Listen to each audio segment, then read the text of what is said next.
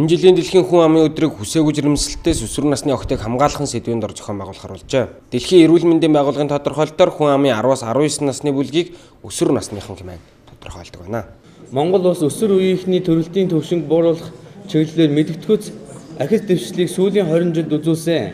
Өсвөр насны төрөлт 1997 онд 10-аас 15-аас 19 насны охтын дунд мянган амь төрөлтийн дунд 38 байснаа 2005 онд мянган амь төрөлтийн дунд 14 болж 24%-аар буурсан боловч 2006 оноос эхлээд энэ төвшин дахин өсч одоо мянган амь төрөлтөнд 33 буюу сүүлийн 15 жилд хамгийн өндөр түвшинд хүрээд байгаа статистикийн судалгаа үзүүлэлт гараад байна. Өсвөр насныхны төрөлтийн түвшин Аз номхон далайн улс орнуудын хувьд харилцан адилгүй байгаа бөгөөд Монгол улсын өсвөр үеийнхний жирэмслэлтийн түвшин Өмнөд Солонгос, Сингапур, Малайз зэрэг илүү хөгжилтэй улс орнуудынхтай харьцуулахад дээгүүр, харин Казахстан, Вьетнам зэрэг орнуудынхтай ойролцоо өндөр түвшинд байгаа нь Монгол улсад өсвөр насны охтын төрөлтийн түвшин Азийн орнуудын дундаж үзүүлэлттэй ойролцоо байгаа юм а. Өсвөр насны жирэмсэн охтыг жирэмснээ нуух, айж эмээх зэргээс жирэмсний хяналтанд хожуу орох, эмнэлгийн тусламж авахдаа хугацаа алддаг зэргээс их хүүхэд эрсдэлтэй жирэмслэлтэнд өртдөг байна.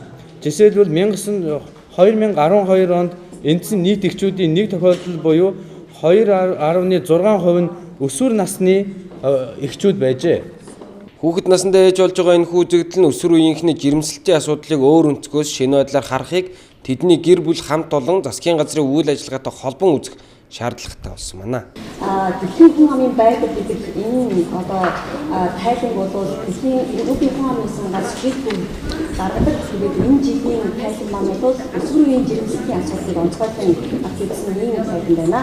Энэ өсвөр насны охтын жирэмслэл гэдэг энэ асуудал бол дэлхийд дахнаа нэгэн тулгымсан асуудлуудын нэг ялангуяа хөгжиж буй орнуудын хувьд бол энэ нэгэн тулгамдсан асуудал юм а. Яагаад гэвэл энэ хөгжиж буй орнуудад өнөөдрийн байдлаар 18 хүртэлх насны нийтдээ 7.3 сая охид бол жирэмсэлж төрж байна. Эрт жирэмслэлт нь охтын эрүүл мэнд боловсрол ирэхэд маш сөргөөр нөлөөлж хохирол учруулдаг төдийгүй хүүхдийнх нь эрүүл мэнд хөгжилд муугар нөлөөлдөг байна. Өнөөдөр дэлхийд дахина 14 хүртэлх насны нийт 2 сая шахуу охтууд жирэмсэлж төрснөөс болоод эрүүл мэндээрээ төдийгүй нийгмийн цаашид сайн сайхан амьдрах энэ боломжоор ч гэсэн хязгаарлагдаж зовж зүтгэж явна. Хүүхэд насндаа ээж болж байгаа энэ хүүзэгдэл нь өсвөр үеийнхний жирэмслэлтийн асуудлыг өөр өнцгөөс шинэ байдлаар харахыг тэдний гэр бүл хамт олон засгийн газрын үйл ажиллагаатай холбон үзэх шаардлагатай болсон байна.